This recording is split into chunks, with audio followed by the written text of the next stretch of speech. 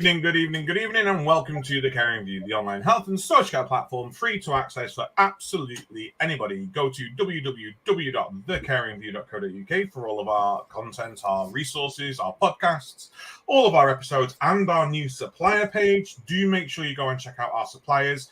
Our latest podcast finished this Monday, so you can still go and listen to the whole series on Spotify and other podcasting sites.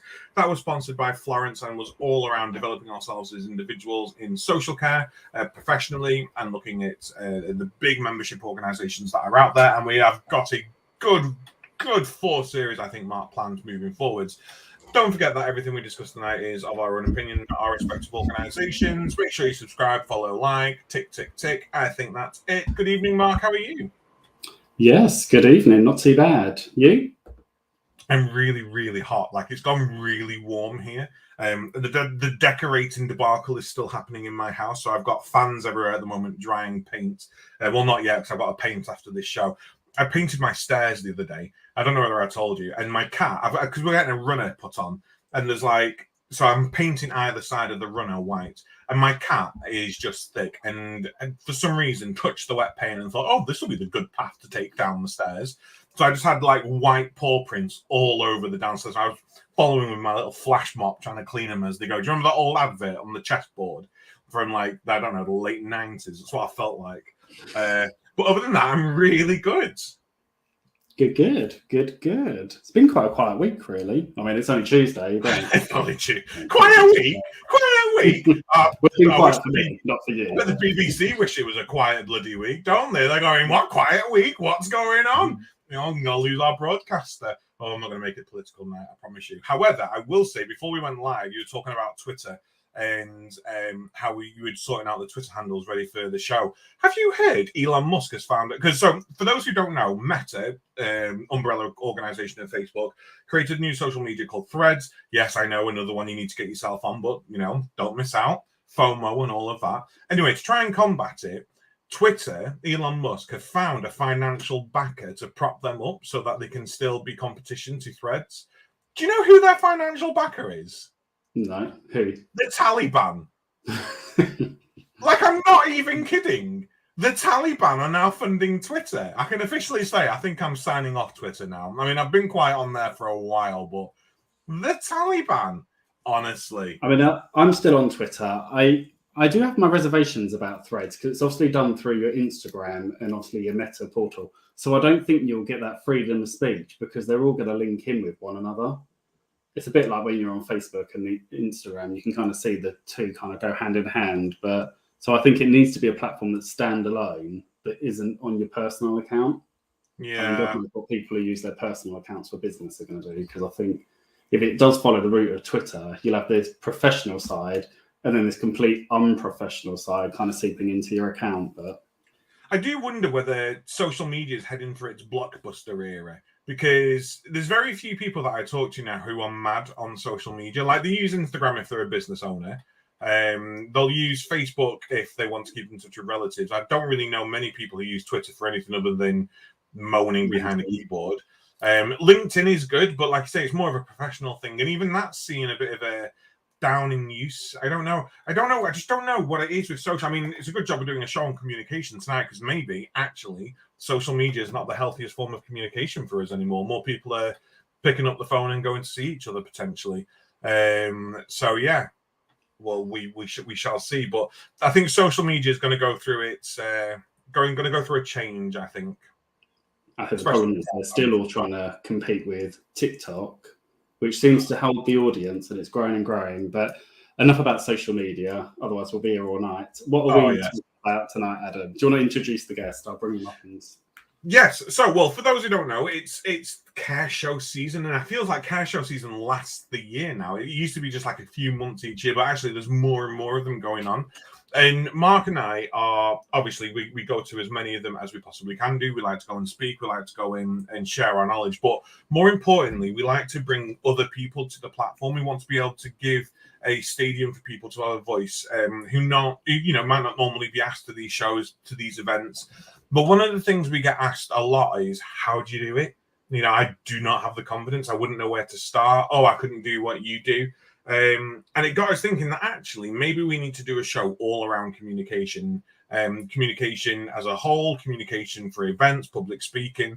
And it just so happens we know an absolute expert in communication, Mr. Duncan Lewis, who does have a book out, and I will be posting the link shortly for you to go and check. Good evening, Duncan. How are you? Good, thank you. Thanks for the introduction. Oh, Duncan, just give us a bit of a background, because obviously I've said you're a master communicator, but that could be absolutely anything. So let us know what your sort of background is, your expertise, and, you know, a tease on this book that you've got out. Okay, so I started many years ago at the start of my career in professional theatre. I was actually a stage manager rather than an actor, and I worked my way into directing. And after 10 years working in the theatre, I've worked since in the private sector, in the public sector, and in the charitable sector, and almost 10 years ago decided to complete the circle and set up my own business, Eagle Eye. And I work as a communication trainer. So my job is to support people, individuals, groups, teams, to communicate their spoken messages in the most effective way, and really to present the best version of themselves. So there you go. That's my elevator pitch straight off. I don't like the term elevator pitch, but that's in a nutshell what I do. And 3 years ago, almost 3 years ago now, I decided to put my methodology, my approach down in writing, and I wrote a small pocket-sized book called Speak Out. And it's how I make an emotional connection in communication. So it's really to share my approach with others, to have the confidence to find their voice, to speak out, and to be their authentic selves, to show their authentic self. So in terms of speaking out, I think I found my voice because I was very passionate about a particular area at that particular moment in time, that then led me to kind of join in social media and bits and pieces, and then having that voice, which has since obviously gone on to give me kind of the platform that I now have, and I think very lucky to have. For people that might not have something that they're really passionate about, to then have to advocate and use their voice. I'm just watching what the hell Adam's doing in the background there. What advice do you have for people that might not necessarily have this platform, but think, actually, I would like to talk about something that I'm passionate about, or actually join a panel event or something? Are there any tips from that perspective? It's such a big question, because one of the things we ask our delegates to do on our training workshops is to pick a subject that they are passionate about, not work related, and speak about that. It could be anything: a holiday, a pastime, a person, an experience they've had, and speak about it passionately for a very short period of time, maybe only 2 minutes. And often they'll say, well, I'm not passionate about anything, or I'm passionate about lots of things, I don't know what to choose. And then it's how to share that with others, because if you're passionate about something, you could talk for hours about it. But how do you actually structure that and express that in a very short period of time? So I think everyone has something that they are passionate about. It's a question of knowing what that is, and finding that. And then really tapping into what it is about that that makes you passionate. What is it about that that gets you excited, that gets you enthusiastic and energized? And then find a way of expressing that. And of course, everyone's different. So if we were all going to talk about the same passion for a couple of minutes, of course, we would all express that very differently, and rightly so. So it's finding your approach to what makes you passionate. I wasn't being rude then. I was trying to find my copy of Speak Out, because I do love it, and I usually have it to hand. And I'm going through a bit of a, well, there you go. You would have yours at hand. I just wanted to prove that I did have my copy that you sent me. It's a cracking book. It's easily digestible. It's nice and short. And I don't mean short as in you've not put the work in, Duncan. It's just not full of superfluous rubbish. You know, you get some books that you think, oh, I'm going to sit down and read this, and actually it's split into two halves, and the second half is just rewording of the first half. It's like, why am I sitting through this twice? It's very to the point and very accurate, and it's really, really supportive. But I'm going through a shift around in my office craft room at the moment, so I can't put my hand on it. I've just had my bookshelves put up, so it will be up there at some point. But I fully agree. I think it's that being able to speak passionately about something, and also confidently as well. You know, I have something what's called professional improvisation, aka bullshitting, and I think there's people who can do that and people who can't, and it's around having that confidence in what you're talking about as well, isn't there? So for those who might be coming to events, let's say Mark and I, or even coming onto our show, for example, and they're nervous, what sort of stuff would you be saying to them? Look, this is what you can do to try and overcome those nerves. And is there something that is a platform that we can do to help alleviate this, or is it really all in the ball court of the individual? Okay, these are some big questions that need some fuller answers. So one of the first things, if somebody was going to come onto this platform and talk about a particular area of expertise that they have, I ask everyone before any talk, presentation, meeting, whatever it is, to think about your reason for being there in the first place. So we talk about knowing your intention. So my intention for this particular event tonight is to impart some of my knowledge to a wider audience in the hope that they will gain some confidence to maybe have a go. Or if they're an experienced speaker, presenter, to maybe tweak or up their game as to what they do. So I've really thought about what I want to achieve from the next 45 minutes or so that we have left available. Too many people in my experience go into automatic pilot and regurgitate what they've always said or what they've always done, and using the same slides, and they conduct their meetings in the same way, in the same format. And it comes across as convenient, or dare I say, expedient. But I think it's important to keep it fresh. So knowing what you're talking about, but delivering it in a fresh way and in an accessible way. So knowing what your intention is, what do you want your audience to know, or to think, or to feel, or to do? There may be a call to action at the end of what you're talking about. So getting yourself in the right headspace. Too many people, I think, in advance of presenting, whatever it is, will psych themselves out rather than psych themselves in.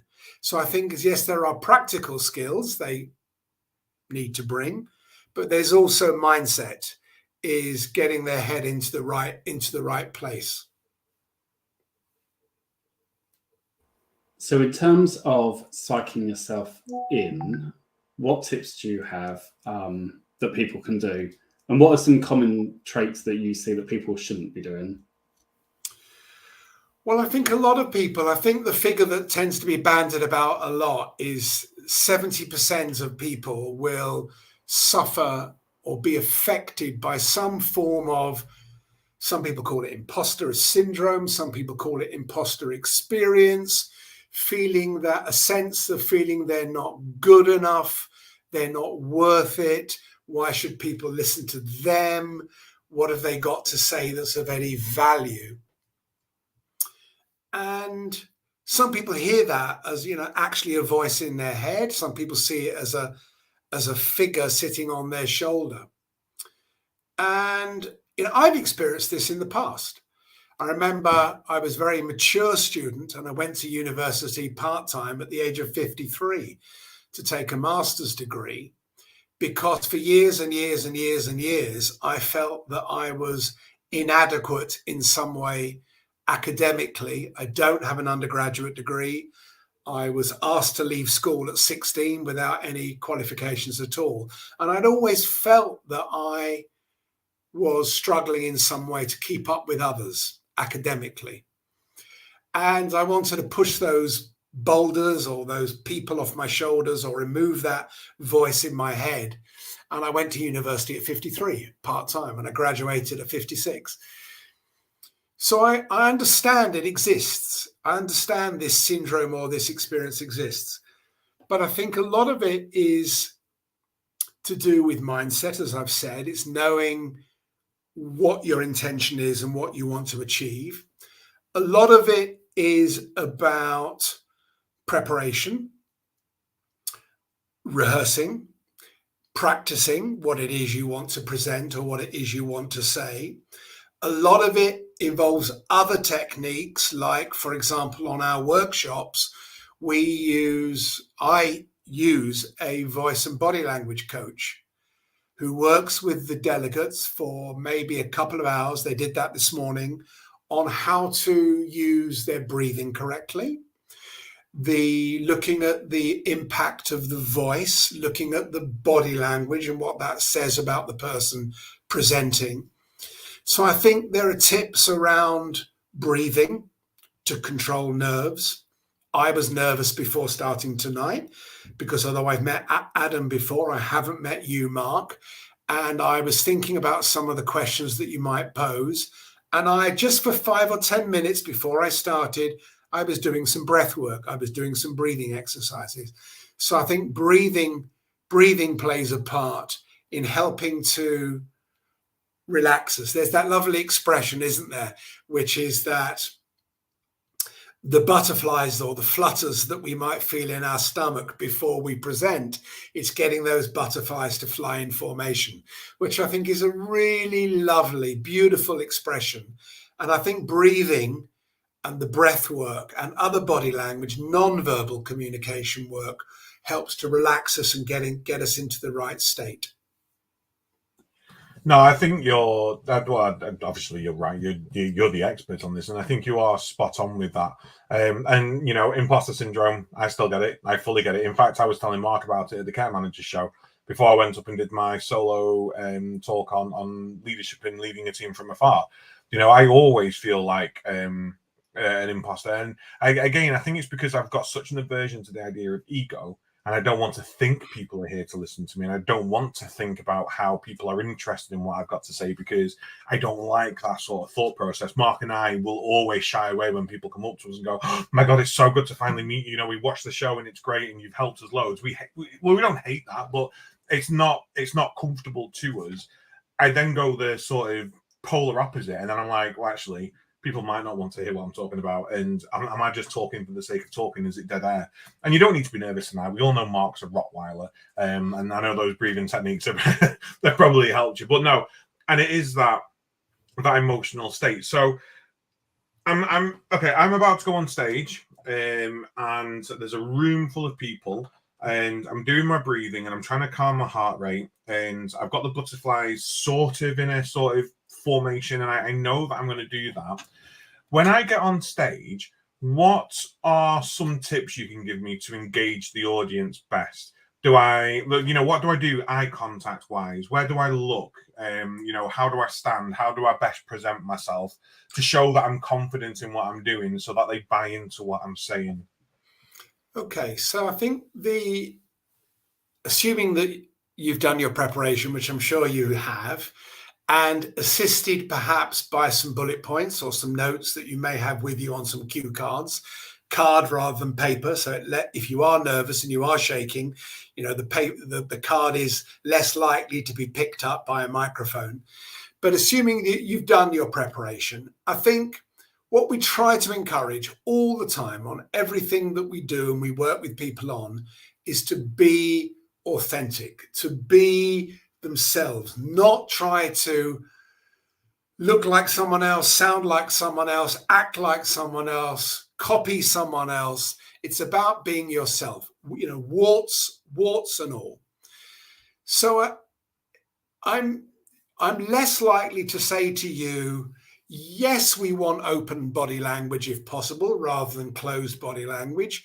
Yes, we want you to speak clearly. Yes, we want there to be some vocal modulation, some highs and lows. Yes, and ideally, of course, the voice and body language should be working in sync So sometimes someone is appearing, their voice sounds very enthusiastic, but they're standing there with their arms crossed, or they're sitting there with a slightly defensive body language. So the body and the voice need to work in harmony, need to work in sync. People talk about, well, do I use my hands? Yes, use your hands. If you normally use your hands, use your hands. I use my hands a lot when I talk and communicate, as you know, Adam. So I use my hands ordinarily as I would. But if you're speaking to a large group of people, 100 people or more, then you can't make individual contact with each and every person. Of course you can't. But you can take your eye line around to clusters of people, to groups of people, maybe pick out one person, and that group of people will feel that you're addressing them. So you can take your gaze around the room, around the hall, to clusters of people. People then say, well, should I move? Yes, move if it's natural to move, if you feel that you want to move. I will move around a stage if there's the room to move, according to particular points I want to make. And again, I may move in the direction of certain groups of people. I don't use a lectern. If a lectern is presented to me, I don't use it. I come out from behind the lectern and I'll stand beside it, or if I'm able to, on a radio mic or a handheld mic, I'll move, because I don't like that barrier between myself and an audience. So these are lots of little tips or techniques that you can employ. But we don't want it to appear, in my opinion, we don't want it to appear so polished that it lacks the authenticity. So we want people to feel genuine and natural. Having said that about moving, I'm often very still on stage, or I will take moments where I'm presenting where I'm still, because stillness is read by an audience very often as having confidence. I will also break up what I say a lot of the time by placing a lot of pauses.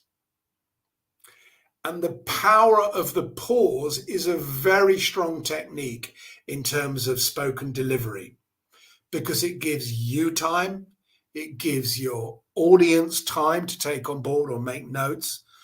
Plus, you can add in the dramatic pause if you want to, but plus it gets rid of or reduces what I call redundant language or filler words. And these are the little words or expressions or sounds that most people use, which I've trained myself to use less of. The occasional one still creeps in. But these are things like ums and ers, and expressions like to be honest with you. When someone says to me, to be honest, my stock reply is, do you mean you haven't been honest with me up until now? Or at the end of the day, do you mean now? Just say now. And a lot of people use these. And so I think the pause is a really powerful tool in communication, because it covers up, gets around a lot of that information. I think that's great. I mean, Mark and I usually just pause for applause. No, I'm joking, we don't. No, but I think that is really, really key. And I'm conscious a lot of the time when we do this show, because Mark and I do this, basically it's not planned, it's not prepared, it's not a sort of we script this and then go out and talk it. Each week is very fluid, and our conversation is very fluid, and what we do is very fluid. So we do have ums that slip in, and that's usually to cover up the sound of my brain whirring, waiting for the next question. You don't want to hear them cogs turning. But it's a very, very sort of clever approach to stop, let them take it in, and usually it's in awe, because they're still hanging on every word that you're saying. And I find sometimes people can talk too fast, and they'll go talking really, really fast, and they'll go through the thing, and people don't have the time to digest what you're saying. And by the time you've left, it's like when you can't tell a joke. You can tell a joke, and if you completely miss up the rhythm and tempo of it, it's just a sentence of words without the sort of inflection that you need and the impact it's going to have. And with a speech, with talking, you need to be able to pick out the most salient points and where you want that focus to go. Yeah. And with that point you've made really well about speed, is the other thing that I find a lot of people doing is they use too many words. So a really important tip to share is, for me anyway, less is more. I don't offer everything that I know up in a presentation or a talk, because it's information overload. I tell people what I think they want to know, what they need to know, but I actually leave people wanting more.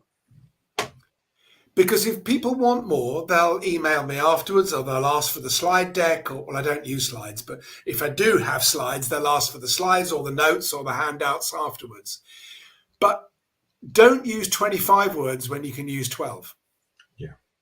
And that's such an important point in spoken communication.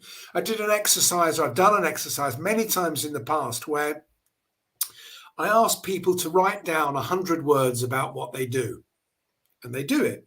And then I say, okay, now do that in 50. And so they edit and they précis. Great, now 25, now 12. Now give me 6 words that sum up who you are and what you do. And the choice of words is, of course, key in that. But we all, or most people, use too many words to say who they are and what they do. And my elevator pitch that I gave earlier, I didn't time it actually, but normally it's about 10 or 11 seconds. I'm not saying everyone's elevator pitch needs to be 10 or 11 seconds, but you don't need to give me 2 or 3 minutes about what you do. If I want to know more, I'll ask the question or questions. But I think so many people use too many words. I mean, if you work in social care, all you've got to say is jack of all trades, because I think that's what we all do. So very few words there. You spoke earlier about notes and obviously using card. Now, I've been on a few panel presentations where other panelists or people in the audience have kind of called out the use of cue cards and notes and bits and pieces. And I think normally I will start by reassuring people, if I'm hosting that panel, that they're okay to use. I personally like to use them. I think my memory, as Adam will tell you, is diabolical these days from long COVID. So I actually now rely on those notes for any points, or if I've got facts that I want to remember. You also spoke about PowerPoint. Are there any tips for people that want to rely on having something kind of in the background, maybe on the screen behind them? Obviously, we don't want death by a PowerPoint, we know that. But any tips of how to use a PowerPoint presentation to your advantage? Yep. I think that just going back very briefly to the cue cards, it's horses for courses, isn't it, Mark? Some people use them, some people don't. Some people like to, some people don't. For me, it's my security blanket. I know what I want to say. I've been doing it for nearly 10 years, but I can lose my thread. I can lose my train of thought. My bullet points on my card are there as a backup. So I would encourage anyone and everyone, do not be embarrassed or ashamed about using cue cards. It's absolutely fine. What works for you works for you. I'm absolutely happy and relaxed about that. With the PowerPoint, I don't use them. On the few occasions when I do use slides, and I do sometimes when I'm talking in schools in particular, working with younger people, I use some visual stimulation and I have slides, and my slides are a big image, maybe one word. And the image is there for me to talk around, and the word is maybe there to prompt some thoughts for me and my audience. So in general terms, the key thing about any visual aid, whether it's PowerPoint or Prezi or any other software tool, I would say, please remember it's you giving the presentation or the talk, not the visual aid. So don't cram your slides with so much information that it's A, difficult to read, B, you find yourself reading or referring and looking at the slide rather than looking at your audience. So what little information you have on your slide, you use that to talk around and embellish, add to what's on the slide. Don't regurgitate, don't repeat what's on the slide. So again, I'm bound to say, Mark, less is more. Less bullet points on the slide, bigger font, and wherever possible, tell your story, share the information in story form if you can. Using analogies work very well, but tell your story, share your information with visuals, not with words. People have come to listen to you, not read the slides. So if people want the information afterwards, then you can send them the slides with more information on than you've presented on. But present in an interesting, inspiring way, not just with words on a slide. I mean, 100%. I mean, I do use slides for certain things and not for others. And I tend to use slides if there's a lot of information that I need to give and I want to keep people's train of thoughts going. But it's so, most times you don't have a lot of time to talk and you've got loads of information that you want to fit in. And you want to do so by keeping their attention. And you don't want to battle for their attention and engagement with static slides behind you. So you don't want a narrative going on there, you talking and people not actually listening to you, and there being a struggle. I mean, Jade in the comments, Jade, my colleague from the HSCMs, highlighted the importance of telling the story and the inspiration that you've given on that, and it really does work. And it helps fill the air as well. So let's say something doesn't go to plan. You're doing a panel, and I did this on Thursday. The mics weren't working properly, and we're all shifting around, and everyone sat there waiting, listening, waiting to listen. And if you can start telling a story which links into what you're about to be talking about, then it's really, really beneficial. It's really useful. It breaks down those barriers. It's a bit of an icebreaker. And I do think vulnerability is key to some of this stuff, because if they can see you as a human and not this really imposing figure on the stage, and they can go, oh my God, I'm so glad he thinks like that too, because whoo, stressful. I think that helps. Yeah. There's lots in there, Adam. You're so right. Let's pick on the last point, vulnerability. It's one of the buzzwords that we use on our coaching training sessions, because vulnerability is a strength, not a weakness. And to show that you're vulnerable, my wife thinks I'm stalking her. I'm not. But Brené Brown, who I'm sure a lot of people are familiar with, American academic, but she's written many, many books and delivered TED Talks. And I listened to all her podcasts, read all her books. She talks about vulnerability a lot. And vulnerability is a strength, the ability to show up and be themselves. And as you say, it makes them more human, more accessible than not. But I do think that when it comes, again, back to the slides, and you talked about telling stories, we're born to tell stories. And I love telling stories. And the reason we like using stories in terms of when we're presenting or communicating our spoken messages is because it gives us a structure. Most stories have a beginning, middle, and end. Now, as you get more confident, of course, you can play around with that structure.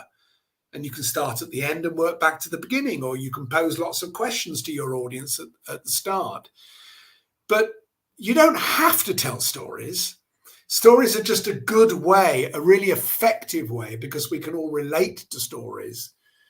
We like telling stories, we like listening to stories, are a good way of getting our messages across.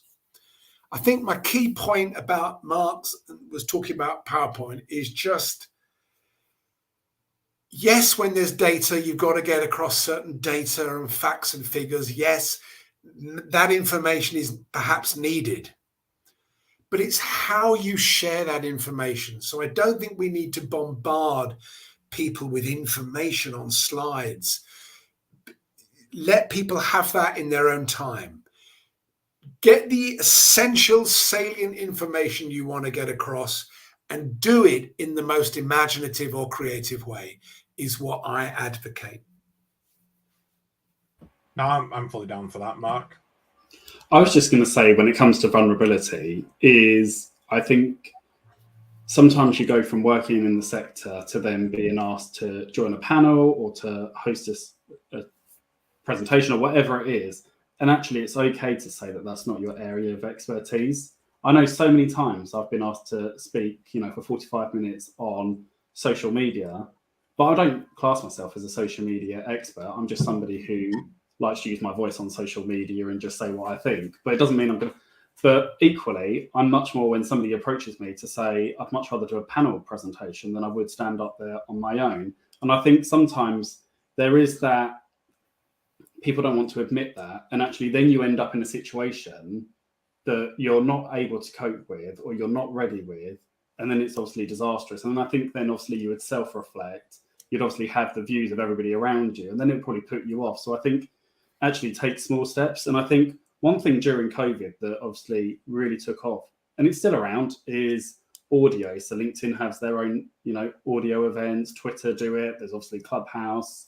Is, actually, if you need to start somewhere, actually that's a really good place to start because there's no face to it. You're not on camera. You can't see anybody's reactions, but actually it gets you asking questions. And before we obviously went on air, we spoke around, team meetings. Actually, be that person at the end of that team meeting that gets used to popping up their hand and asking a question, just for question's sake. So actually, it just gets you used to kind of coming out of your comfort zone and asking something that, you wouldn't necessarily have asked. I agree with you. And, again, I said to this morning at the end of our coaching session I was running this morning that there's nothing particularly scientific about this, about the work that I do.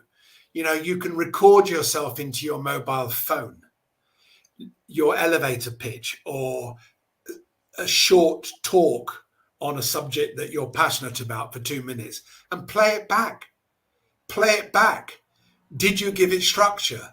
Did you have too many filler words or redundant? Did you use too many filler words or redundant language? Did you lose your train of thought? You can play it back and listen to it, or you can share something with a loved one. Did you understand what I was saying? Did you follow what I was saying? Is there a better way you think I could have said that? And I think it is about practice, practice, practice. It is about rehearsing, particularly for an important presentation, particularly if you're delivering a keynote, particularly if you're chairing a panel, as you do, Mark and Adam. You're thinking about your questions in advance, aren't you? You're reading about your panelists. You're looking at their backgrounds. You're doing that research is all part of your rehearsal. No, I fully agree. I mean, I was just sat there thinking when you were saying record it into your phone, the only thing that I'm used to recording into my phone is like every now and then I'll be singing like a Josh Turner song and I'm like, oh my God, can I actually sing? I think I can sing. Then I sit there and I record it into my phone and I listen to it backwards like, oh, delete. That's not worked. But no, I fully agree. Recording it back and even record it or do it into a voice to text transcriber at the same time. And then once you've finished, read back what it's written. Because if it's really difficult to read and you're actually struggling to keep your attention, start slashing those words out of it in preparation. And I think that's really important too. So we're on stage. We've done that. We've got our sort of idea in place. Cue cards, I think, are essential. I will just come in and say this. I don't necessarily have cards around me, but I've got one of these fancy phones where I can make all my notes and stuff on it. Yeah. And I will always have the points that I want to hit, but I'll listen to the conversations going on during the day. So on Thursday last week, we were the last panel on, and there'd been a number of panels and questions that had already taken place. So I'm sat there going, I could actually link into this with what I talk about next, and I can bring it into the conversation that's been going on in the room to sort of do that 360. I've been listening to what you've been saying. Now it's your turn to listen to me, because actually what I'm going to say is engaging. Yeah. So I'm listening to what you're saying. I'm listening to your thoughts and your opinions. Now, this is how I think it can work with what I'm doing here. And that works really well as well. And you can do that on paper. You don't have to have a fancy phone. You can scrub out bits on paper and, put little things down. I want to ask a quickie before we go on to the more professional route within talking within our teams, and in a more personal, intimate setting. I'm in an audience and I'm listening to you give a really good talk, and I know what you said prior to the show, so please feel free to say that again. But I'm listening to your talk, and I know you don't usually say this, but you go, "Any questions?" And there is that tumbleweed moment, and you've allotted 10 minutes at the end of your talk to have that Q&A and that sort of back and forth. Let's say I'm nowhere near confident enough to go on stage yet and be part of a conversation and be part of a panel. How do I build up that confidence to be able to ask a question in public as well? What sort of things do I need to be getting over in myself to be able to be confident and going, I've got a question, I might look like an idiot, but I need to ask this? So you don't want me to repeat what I said before we went on? No, you can do. No, you can do. I think it's funny. I made the point, and it was a flippant comment. So just to. Oh no! You don't need to say that one if you don't want to say that one. I was talking about you not asking questions, unless that was what you were going to say. Okay. I won't say what I was going to say, but I don't take questions from the audience generally. I do occasionally. I gauge the audience because my talks or presentations are usually interactive. Depending on the level of interactivity, I will sometimes take questions, but most times I don't take questions because there's that tumbleweed moment. And as you say, nobody puts a hand up. So I might say something like, well, one of the things I'm usually asked about is, and I bring up a particularly common question, and that sometimes in itself will provoke another question to be asked. But generally, I don't take questions. So what I do is I turn it round to the audience and I ask them a question or questions. So I might say to them, what's been a highlight to you from my talk this evening? What are you taking away from you? Could everyone, or could people give me one thing that they're taking away that they feel has been of value from this evening's presentation? So to try and gauge that little bit of interaction from the audience, because too often, as you say, there isn't. I wish people would have the courage to ask a question, but often people don't. And so I will turn it round and ask them a question. I mean, that was a good tip for both sides of things. If you are in that situation, you think people aren't going to ask a question, ask one back, and hold them to ransom. I'm not going to talk again until someone says anything. Have a bit of fun about it. You can joke about it and sort of break down the barriers. I mean, I do reassure my audiences and say, look, there are no daft questions. Don't worry about it. It's a safe space. If you're going to ask it, a number of people will ask it. What's been your experience on this, Mark? Well, I was just thinking about the Care Managers show that we did a few weeks ago, and how actually I really wanted people to share their top tips around wellbeing. So I actually just jumped into the audience with the handheld microphone, and I just went to each random person and asked them for their top tips. So I didn't actually give them a choice, but I think it was a really good way, because then they all actually came closer to the stage because it was quite an open area. And actually it was a really informative and educational wellbeing session, because actually people were then listening to each other, and it also generated questions to one another. But that's what I was just thinking of when you said about, just going out there. I think people thought we were bringing Challenge Annika back, the amount of time we spent in the audience is running around with mics, because the second session in the show, we were just running around with mics as well, weren't we? I think that's nice. I spoke actually at the Care show last year, thanks to Adam, who introduced me to the powers that be, and I was a speaker at the Care show, and I did have a couple of. I was speaking about communication, and I did have a couple of questions at the end of that talk, but they were from people I knew in advance. I didn't set them up with questions, but they felt confident enough, having met me, to ask a question. But it's rare. Most times people don't, in my experience, ask. I think as well, I've seen some people that might not be the most confident in speaking, but they own their own business. And actually they've used questions as an opportunity to promote themselves. So they'll put their hand up. Obviously somebody will come to them for a question. and they'll say, oh, I'm so-and-so and I run XYZ. And my question is, and it might be a question that they probably already know the answer to, but actually what they've done is subtly told you who they are, what their business is, which quite often will tie into the conversation that's happening anyway.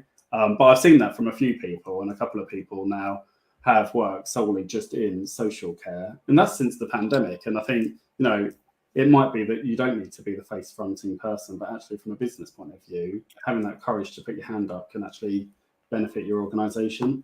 I think what you were saying there, Mark, about jumping into the audience is really nice, because I'm not a speaker.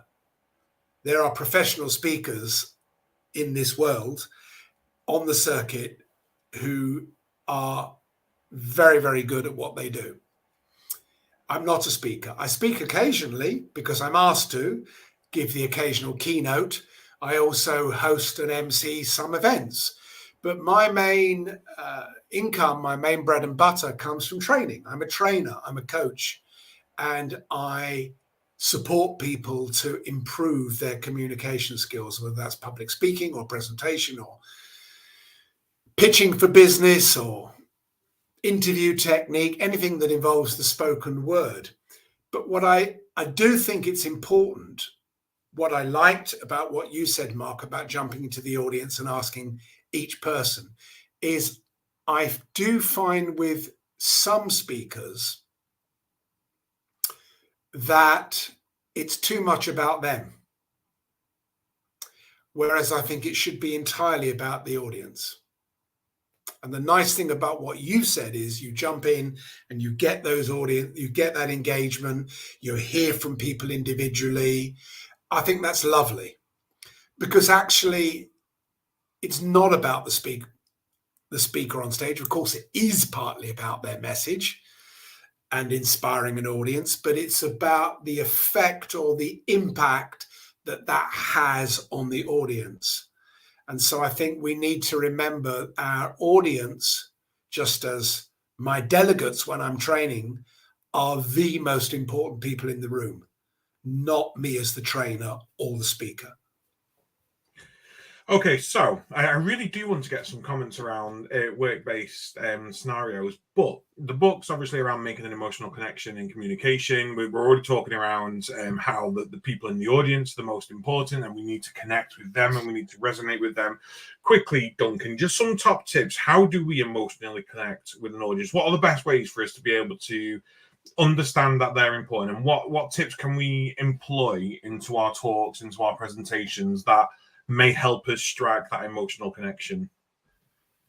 I think we touched on it earlier. I think the most, if I'm going to pick one most important area, it's about being authentic. And what I mean by that is being true to yourself, your values, your standards, your principles, your values.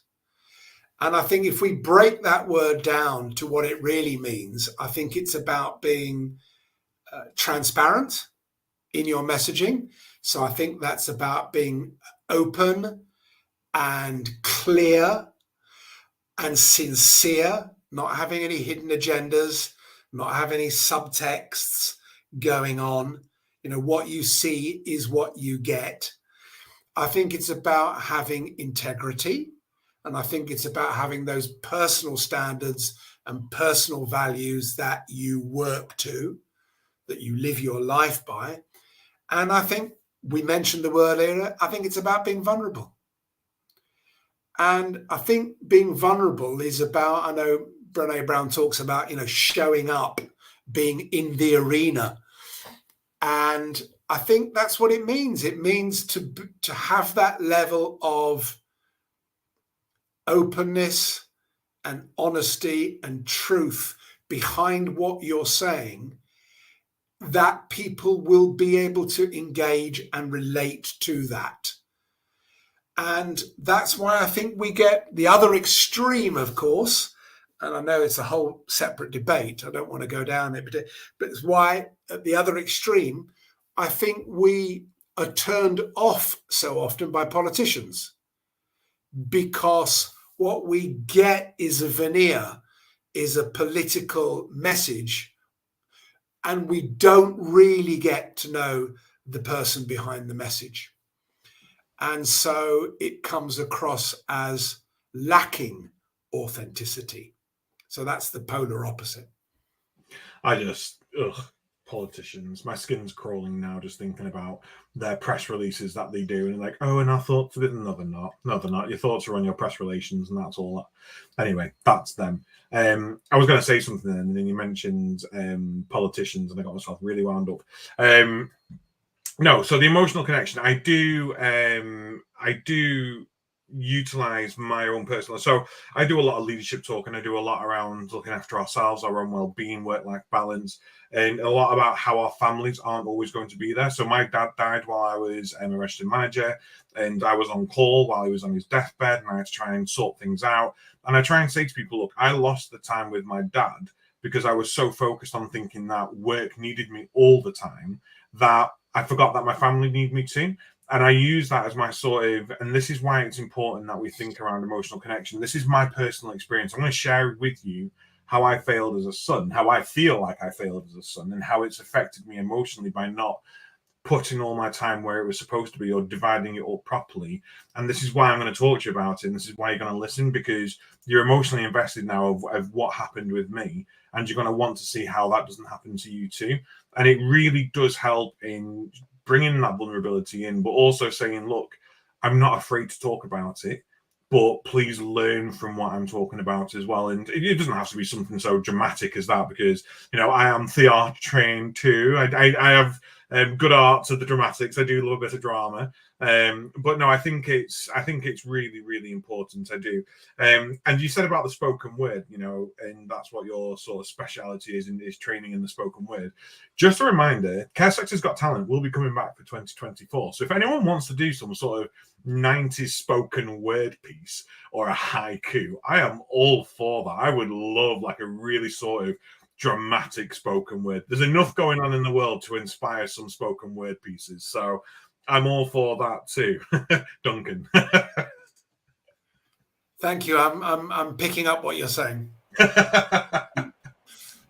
I just wanted to bring in Hillary's comment here around open, honest, and true, like the caring for you.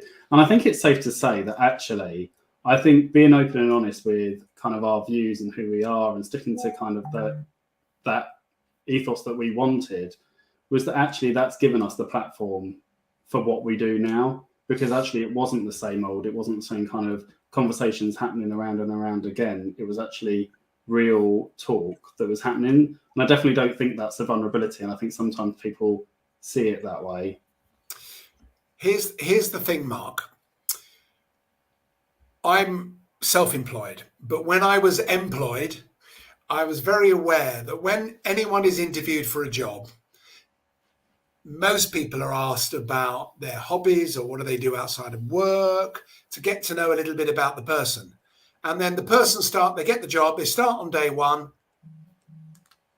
and they express none of that. I understand within organizations, large or small, that there are cultures, there are guidelines, I get all of that. But people suddenly feel they have to retreat into their shell. And what I advocate is, you said all of that in your interview, we want to see and hear a bit more of that. But it's having the confidence to say it. It's having the confidence to show that level of authenticity that Adam talked about at the loss of his dad. And we've all got those moments in our lives. And it's having the confidence and the courage to show more of ourselves in the workspace. Emotional connection is the subtitle of my book, but how I interpret that is I call it the human element. It's allowing ourselves to show us as the human beings that we are, with emotions, with feelings, rather than feeling that we have to suppress those. No, absolutely. And I think one thing that I'm really grateful for when I kind of reflect back actually into my home care days is there was no consistency back then on the rotors, but I would turn up at somebody's door and I had no idea anything about them back in the day of paper care plans. And you had to make that small talk. You had to have those conversation starters. And actually, food is something I don't, but most people absolutely love. The weather, gardening, using pictures. Actually, they're all really easy things that can get that conversation starting. I have no idea where I was going with that, but it was just something that popped into my head. You made me think, actually, Mark, chuckling to myself, because quite a number of things have been going on, and I'll talk in the coming weeks about it, I'm sure. But I was having a conversation with someone recently around quality and how if we're not open and honest within our organization, and maybe this is another conversation we need to have at some point, is around communication within our organizations, our families, because we are running out of time now, and I talk for Britain, and I'm at the end of the day, if I'm going to be honest, no, I'm joking. But I was talking around. Pause. I forgot what I was going to blame this. Oh no, it's about food. So just about how I enjoy food. Every time I try and do an analogy or a metaphor for something, so I was talking about quality, and they're like, but usually when they come to us, they've just got so many problems. And I was like, yeah, but imagine you go out for dinner and you order a steak and the steak comes undercooked. And then you're like, oh, I've got a complaint, and they take ages to get to you. By the time they've got to you, you think, oh, the chips are a bit anemic, my veg is overdone, the sauce is watery. So you've got a list of complaints then to give to them. If you don't act straight away, you start looking for other things that you're unsatisfied about. That was just my way of saying food is my answer to everything, and I use it to tell every story. So anyway. I am very conscious of time. When somebody, whichever order you just said about time, I have no idea where the evening's gone, because it feels like I've only been online for like 5 minutes. Duncan, what would be your top 3 tips for anybody watching today? Kind of maybe somebody that's very new into that, maybe a tip for them, and somebody that is maybe a lot more experienced but wants to take that next step onto the stage or the platform. Wow. Okay.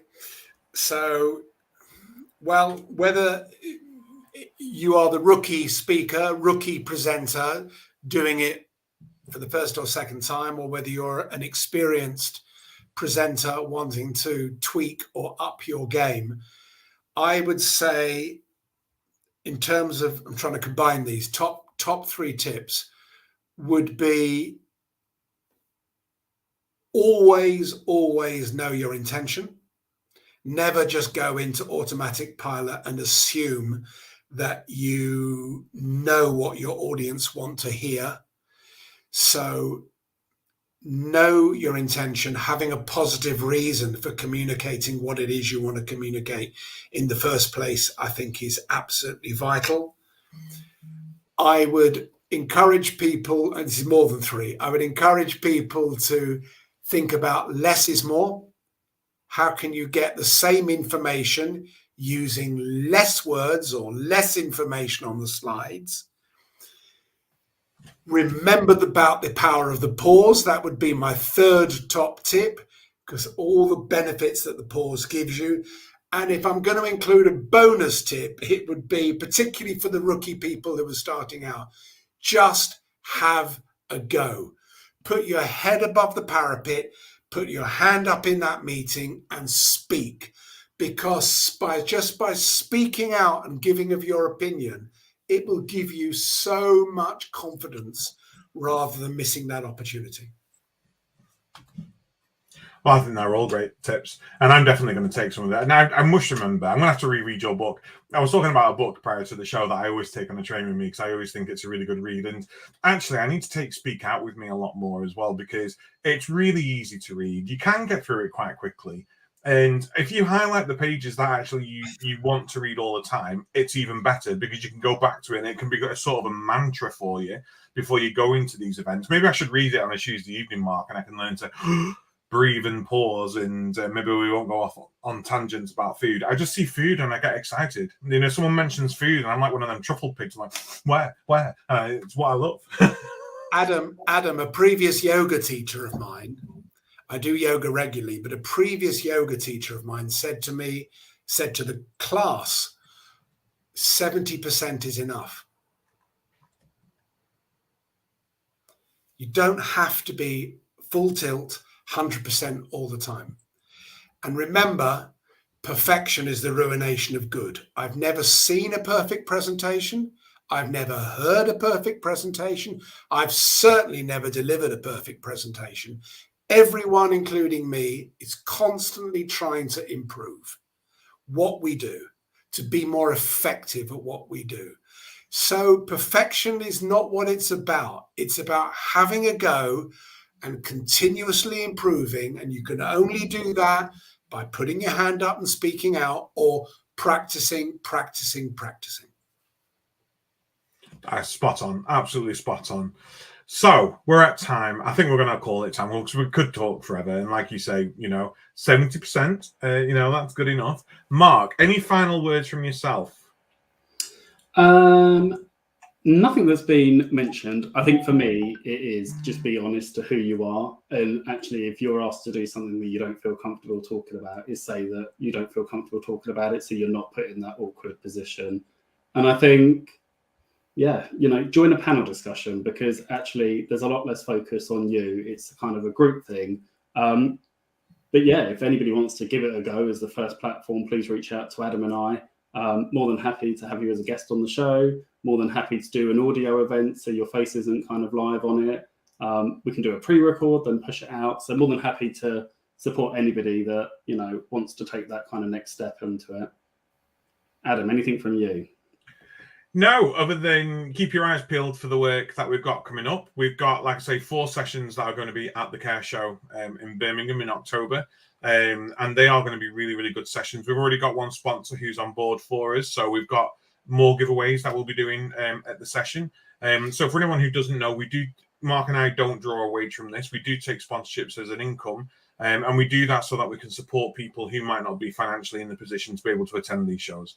So if we've got people who we think really deserve to come and talk and they really want to, sponsorship allows us to pay for their travel, their accommodation, and it's around providing those opportunities to the sector. So if anyone does want to get in touch around sponsorship for the Care Show, please do reach out to us. But yes, we have got a variety of shows booked throughout the year. If you want to come on as a guest, if you want to talk, if you've got an idea, if you want to take over, let us know. And we're happy to provide this platform for everybody, be that audio podcast or something visual.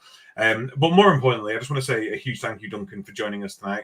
An absolute pleasure to see you again. We must catch up more often. And I'm going. In fact, what I'm going to do, instead of painting my banister as soon as this finishes, I'm going to go through my books and get them on my bookshelf and locate my copy of your book, because I need it. It's my Bible. It used to be my Bible, and I don't have it with me anymore all the time. So I must get that back out.